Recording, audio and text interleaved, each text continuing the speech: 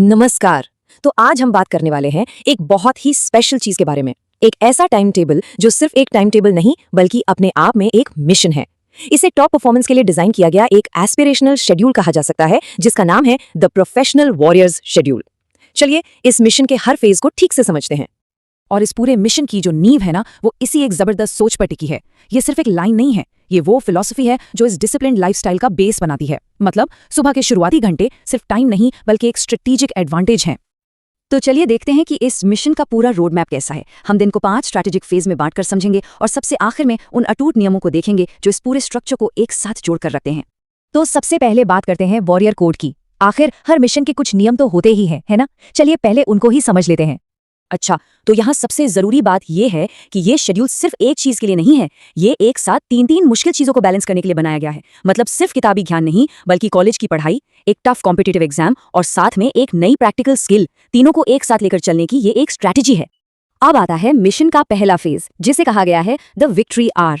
नाम से ही पता चल रहा है कि यहाँ दिन की शुरुआत ही एक जीत से होती है, उस वक्त जब ज्यादातर दुनिया सो रही होती है। ये कोई लंबा चौड़ा काम नहीं है बल्कि एक तेज स्टेप बाय स्टेप प्रोसेस है। हर एक एक्शन का एक ही मकसद है, दिमाग और शरीर को आने वाले दिन के लिए पूरी तरह से तैयार करना। यहाँ 1 मिनट भी बर्बाद नहीं होता, हर काम का एक मकसद है। अब देखिए इस रूटीन की सबसे दिलचस्प बात है हर स्टेप के पीछे का क्यों। ये सिर्फ आदतें नहीं, ये साइकोलॉजिकल ट्रिक्स हैं। अलार्म को दूर रखना ताकि स्नूज बटन दबाने का मौका ही न मिले। योग जो बॉडी के लिए एक चार्जिंग स्टेशन की तरह काम करता है। और ठंडा शावर वो तो सिस्टम के लिए एक शॉक है जो आलस को एक झटके में भगा देता है। तो यहाँ स्ट्रैटेजी बिल्कुल साफ है।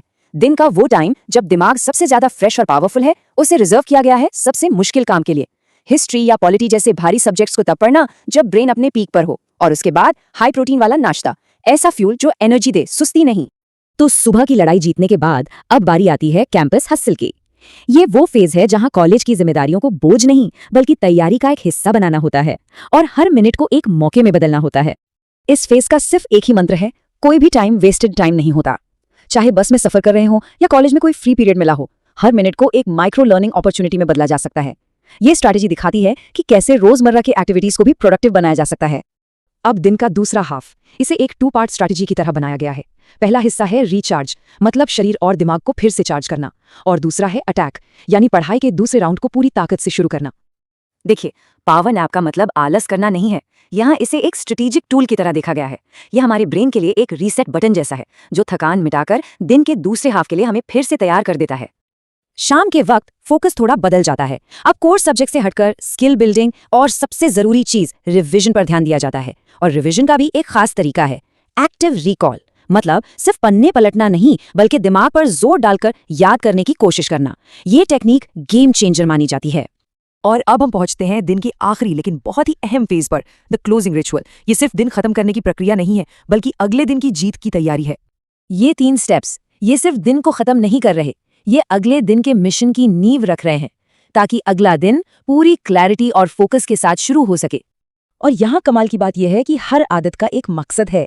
जर्नलिंग से अगले दिन का टारगेट सेट होता है तो सुबह कोई कंफ्यूजन नहीं। और डिजिटल डिटॉक्स, वेल, ये अच्छी नींद की गारंटी है जो अगले दिन की एनर्जी के लिए सबसे ज्यादा जरूरी है। तो अब तक हमने पूरा शेड्यूल तो देख लिया, लेकिन कुछ ऐसे अटूट नियम हैं जिनके बिना ये पूरा का पूरा स्ट्रक्चर ढह सकता है। ये इस मिशन की बैकबोन है जो अनुशासन और कंसिस्टेंसी को बनाए रखते हैं। और ये है सबसे जरूरी, सबसे पावरफुल नियम, नो जीरो डे। इसका मतलब बहुत सिंपल है, चाहे दिन कितना भी बुरा गया हो, तबीयत ठीक ना हो या मन ना कर रहा हो, कम से कम 1 घंटा तो पढ़ना ही है। चेन को टूटने नहीं देना है, मोमेंटम बनाए रखना है, बस। इसके अलावा भी कुछ नॉन नेगोशिएबल रूल्स हैं, जैसे संडे का दिन कुछ नया पढ़ने के लिए नहीं बल्कि पूरे हफ्ते जो पढ़ा है उसे रिवाइज करने और टेस्ट देने के लिए है।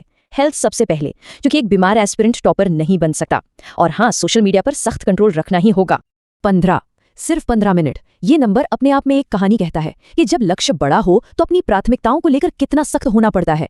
एक मिनट कीमती है और उसे बहुत सोच समझकर खर्च करना होगा। वीकेंड की स्ट्रैटेजी बिल्कुल साफ है, कंसोलिडेट, डोंट एक्यूमुलेट। मतलब जो सीखा है उसे मजबूत करो, नई इंफॉर्मेशन का ढेर मत लगाओ, क्योंकि ये एक मैराथन है, कोई 100 मीटर की दौड़ नहीं। और आखिर में ये एक लाइन जो इस पूरी मेहनत और सब्र को बहुत खूबसूरती से समेट देती है, सफलता एक दिन में नहीं मिलती, उसके लिए लगातार हर रोज मेहनत करनी पड़ती है। तो इस अनुशासित सफर पर निकलने वाले हर वॉरियर के लिए ऑल द बेस्ट। तो ये तो था एक मिशन का ब्लूप्रिंट। ये हमें सोचने पर मजबूर करता है कि हमारे अपने लक्ष्यों के लिए हमारा अपना मिशन कैसा होगा, क्योंकि दिन के आखिर में सबसे अच्छा प्लान वो नहीं जो सबसे मुश्किल हो, बल्कि वो है जिसे हम हर रोज ईमानदारी से निभा सकें।